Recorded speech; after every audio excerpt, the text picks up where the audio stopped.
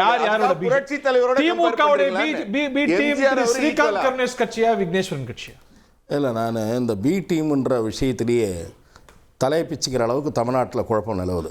ஏன்னா திராவிட முன்னேற்ற கழகத்தினுடைய B team என்று ஒரு கட்சியை சொல்கிறாங்க.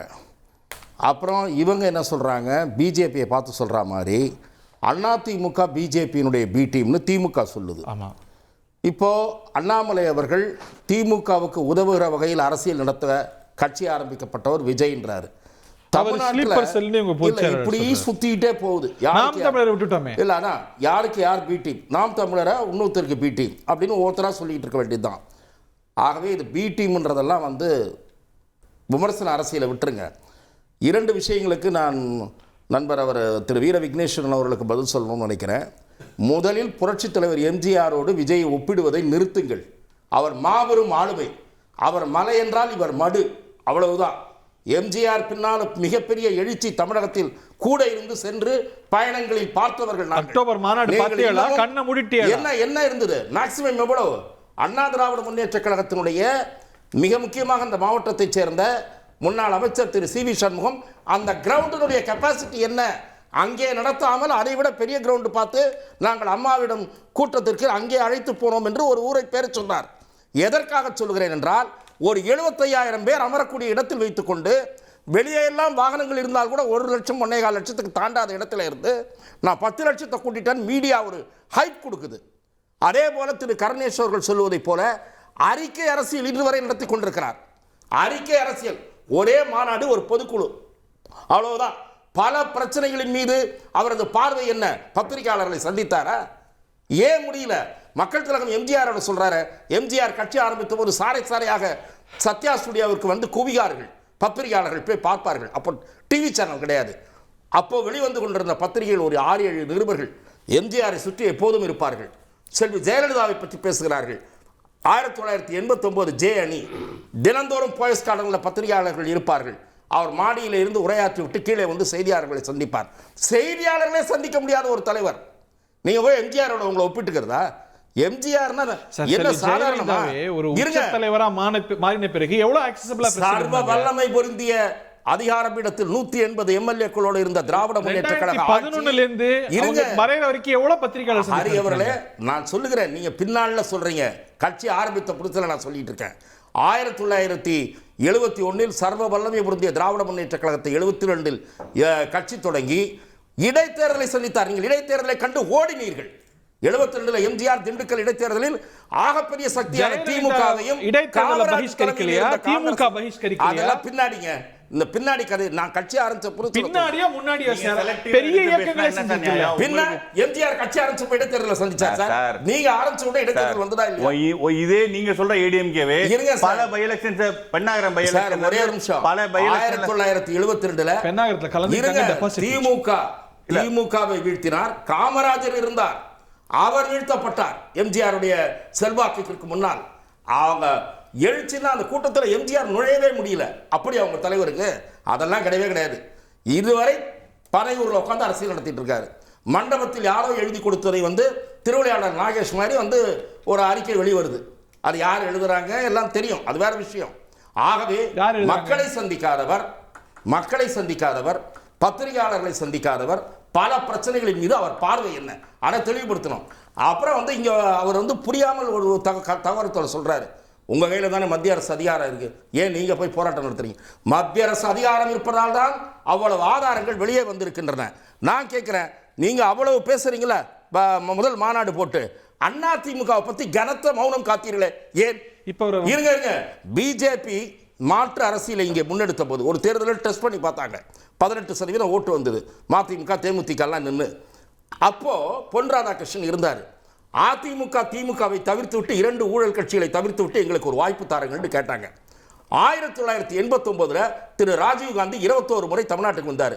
மூப்பனாரை முன்னிறுத்தி தேர்தலை சந்தித்தார்கள். திமுக அதிமுக இல்லாத ஒரு மாற்றத்தை தமிழ்நாட்டுக்கு தாருங்கன்னு கேட்டாங்க. விஜய் அதிமுக குறித்த கருத்து என்ன? கனத்த மௌனம் காப்பதன் மர்மம் என்ன? என்ன மர்மம்?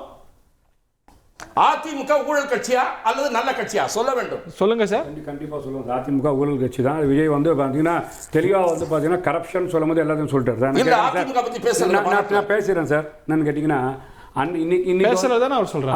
அதான் சார் என்னன்னு இந்த விஷயத்துல பாத்தீங்கன்னா நம்ம மரியாதைக்குரிய ஸ்ரீராம் ஐயா பேசும்போது அண்ணாமலையும் விஜயும் கம்பேர் பண்றேன். நான் கேட்குறேன் சார், அண்ணாமலை விஜய் மாதிரி நான் தனியா நிற்பேன், என் கீழே கூட்டணி வரணும், நான் தனி பிரைமரி ஃபோர்ஸ்னு அண்ணாமலைக்கு சொல்ற தைரியம் இருக்கா, துணிச்சல் இருக்கா? போன எலெக்ஷன் அண்ணாமலையே வந்து வேஷ்டி லக்கேஜா தான் சுமந்துட்டு போயிட்டு இருக்காங்க. புரியுதா? அண்ணாமலை தமிழ்நாட்டு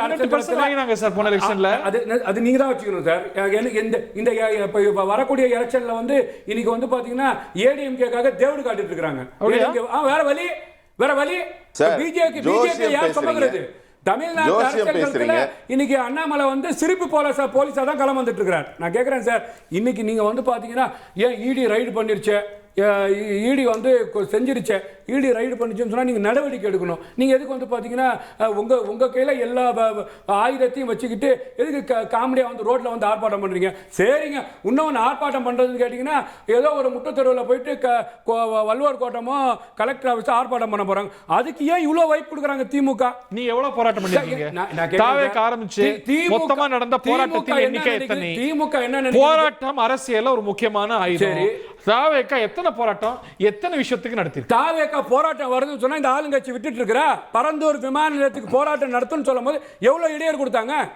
அது இடையூறு மீறி போனாங்க. சேப்ப கம்பளம் விரிச்சு பண்ணுங்கன்னாங்களா இவங்களுக்கு? அது இது ஒண்ணுமே கிடையாது. இது பண்ணக்கூடிய ஏன் டிராமா? நான் கேட்கிறேன் சார், இன்னைக்கு பாஜகவோட பி டீமா செயல்படக்கூடிய டிஎம்கே வந்து இதே பாஜக தமிழ்நாட்டில் தாமரை வாழ்கன் கொண்டு வந்தது அவங்க தான். முரசொலி மாறன் அமைச்சரா இருக்கிறதுக்கு வாஜ்பாயை கொண்டு வந்து சுடுகாட்டுல வாசல்ல உட்கார வச்சது அவங்க தான். இன்னைக்கு அதானியும் அம்பானியும் கூப்பிட்டு பாக்குறது அவங்க தான். அதானி அம்பானி வீட்டு கல்யாணத்துக்கு போறது அவங்க தான். என்ஐஏ சட்டம் இஸ்லாமியர்களுக்கு எதிரான சட்டம், அந்த சட்டமே வரக்கூடாதுன்னு சொன்னதுக்கு ஆதரிச்சு வாக்களிச்சுங்க அவங்க தான். காஷ்மீர்ல 370ல வெளிநடப்பு பண்ற மாதிரி நாடகம் பண்ணவங்க அவங்க தான். இதெல்லாம் பண்ணிட்டு பிஜேபிக்கு பி டீமாவே இருந்துட்டு இன்னைக்கு வந்து பாத்தீங்கன்னா பிஜேபி எதிர்க்கணும்னு சொன்னா எங்க நம்ப முடியும்? இததான் சார் சொல்றோம், வெட்ட வெளிச்சமா. நான் கேக்குறேன் சார், இவ்வளவு பேசுறாங்க அண்ணாமலை. இல்ல சார், போன தேர்தல்ல திமுகவுக்கு ஆதரிச்சு மறைமுகமா நேரடியா செஞ்சுட்டு இன்னைக்கு நீங்க அவங்கள சொன்னா நியமா இருக்கு. போன தேர்தல் திரு விஜய் திமுகவுக்கு சாதமா நடந்துக்கீங்க மறைமுகமா சொல்லால செயலால. இல்ல அவர் ஓப்பனாவே சொல்றாரு மகளிர் தின விழால நானும் சேர்ந்துதான் திமுக வாக்களிச்சேன். திமுக தகுதி இழந்துருச்சு.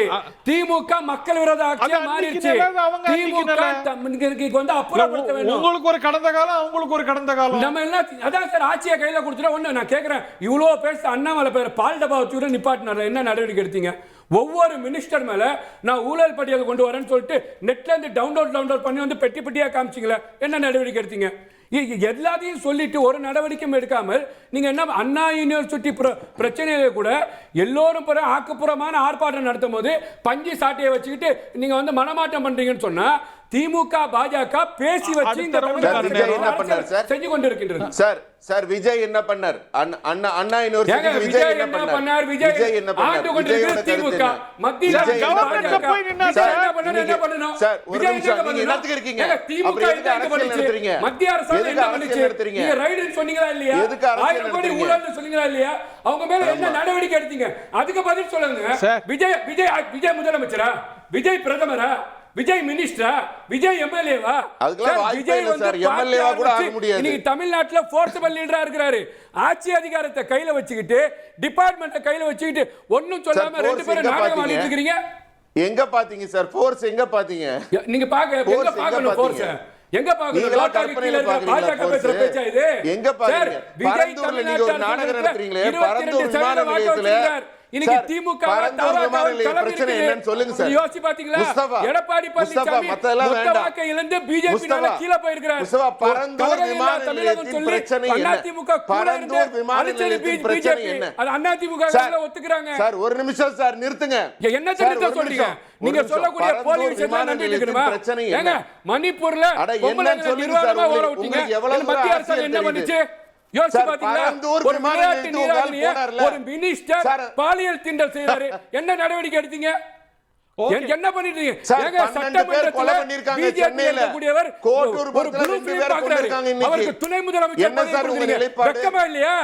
நீங்க பி டீமா இருக்கீங்களா நீங்க திமுக பி டீம் சப்போர்ட் ரெண்டு பண்றீங்களா பேரும் செஞ்சிட்டு இங்க வந்து பாத்தீங்கன்னா விஜய் என்ன செஞ்சாரு விஜய் முதலமைச்சரா விஜய் 26 முதலமைச்சர் விஜய் 26 அரசியல் களம் முதலமைச்சர் ஆகவே முடியாதுங்க தேர்தலுக்கு பத்திரிகை அதெல்லாம் கனவுல கூட ஆக முடியாது பேசுறார் சார் அந்த மாதிரி சீனியர் வக்கீல பேசுங்க சார் சார் அந்த மாதிரி ஒரு சீனியர் வக்கீல வச்சுக்கிட்டு விஜய் சார் அந்த மாதிரி ஒரு சீனியர் இல்ல ஏமாத்துறீங்க யாரு ஏமாத்தல சார் கொஞ்சம் உணர்ச்சி வசப்படாம நான் கேட்கறதுக்கு பதில் சொல்லுங்க இதுவரைக்கும் கோட்டூர்புரத்துல இன்னைக்கு 2 பேர் கொலை இதுவரைக்கும் 12 பேர் கொல்லப்பட்டிருக்காங்க என்ன என்ன நீங்க குரல் கொடுத்திருக்கீங்க காவல்துறைக்கு எதிராக தமிழ்நாட்டுல பயந்து சட்ட நடுங்கி ஒழுங்கு வீட்டுல மோசமா உட்கார்ந்திருக்கீங்க. இருக்கு.